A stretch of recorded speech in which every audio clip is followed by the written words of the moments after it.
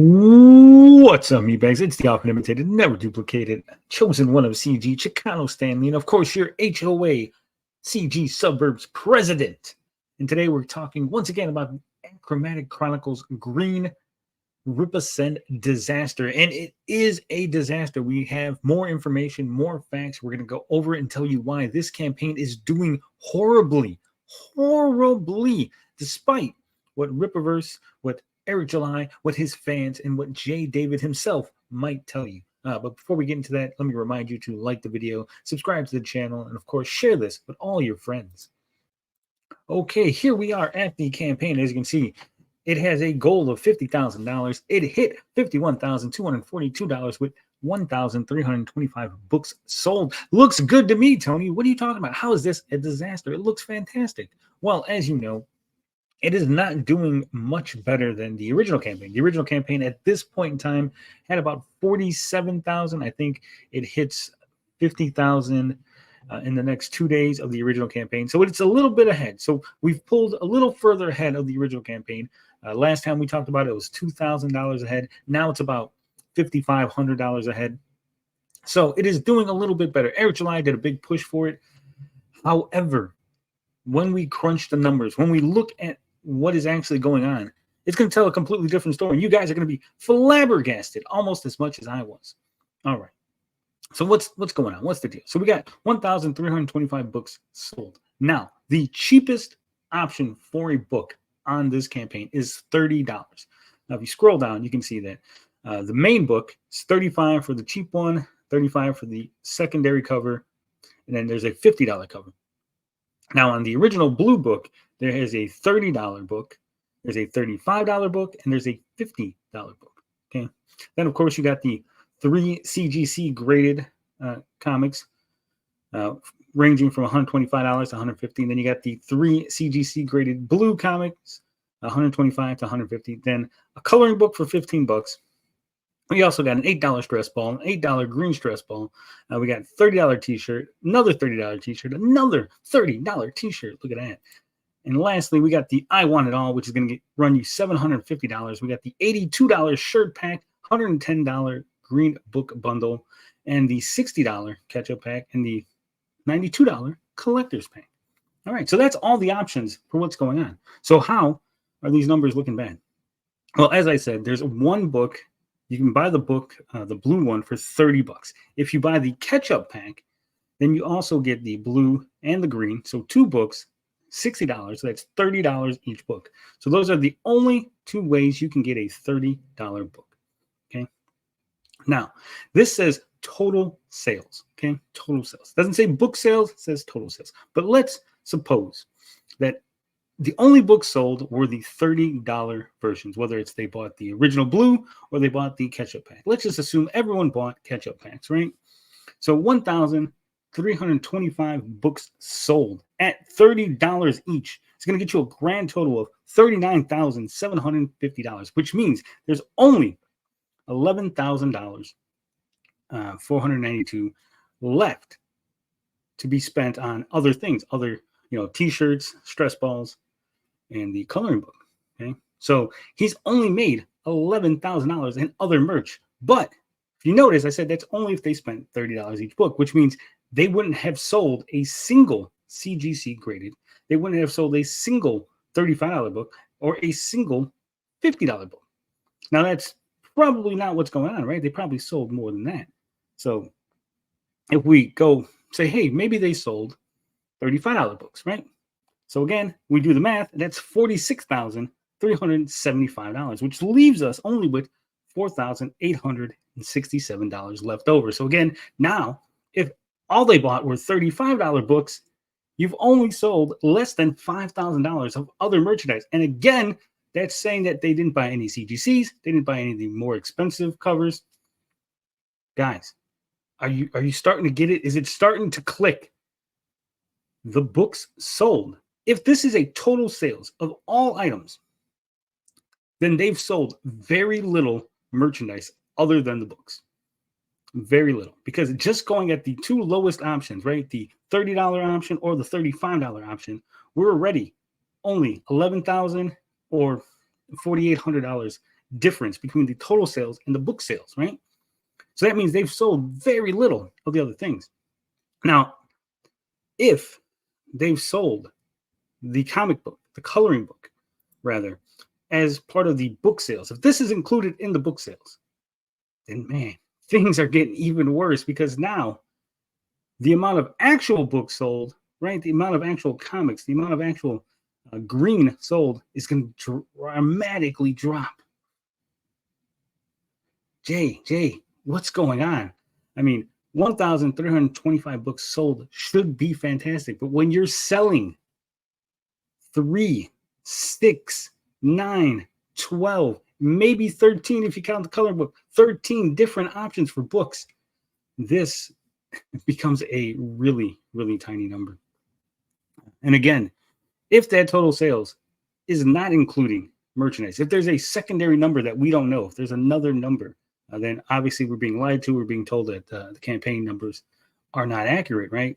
And there's no way that there's 20,000, 30,000, 40,000 extra dollars in this campaign that Eric July wouldn't be telling us about, right? He would be bragging, hey guys, we hit almost 90,000, we hit 70, whatever, right? Every time they hit some sort of milestone, they let us know. So there's no way they're not including the merchandise sales into this number, right? Especially when you see that there's $242 worth of total sales, right? So either he's also probably adding shipping, right? I didn't add shipping. I just went straight price. Man, things are not looking good. You got all these CGC graded versions of the book, and it looks like they haven't sold any, right? Again, if we just run the numbers,